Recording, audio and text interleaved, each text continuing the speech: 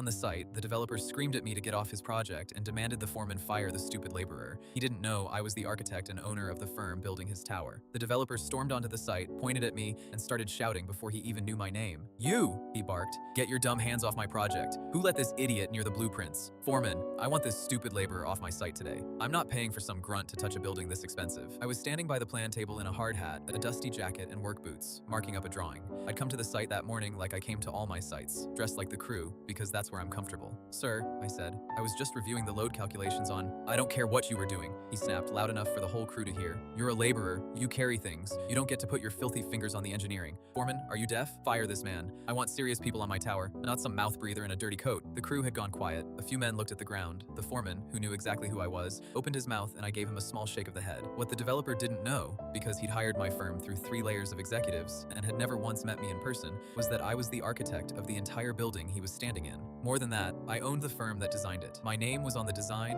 on the contract, on the company itself. The stupid laborer he wanted fired on the spot had drawn every line of the tower he was so loudly proud of, and had spent the morning quietly catching an engineering error that would have cost him millions. "What's your name?" I asked him. "What's it to you?" he said. "Pierce. I'm the developer. I'm the one paying for all this. Now get off my site before I have security drag you off." "Mr. Pierce," I said, "do you know who designed this building?" He scoffed. "Some big architecture firm, Hale Associates. Why? You going to pretend you know them?" "I'm Daniel Hale," I said. "I own Hale Associates. I designed this tower. The drawings you don't want me touching are mine. I drew every line of the building you're standing in." The site went silent. Pierce's face flickered.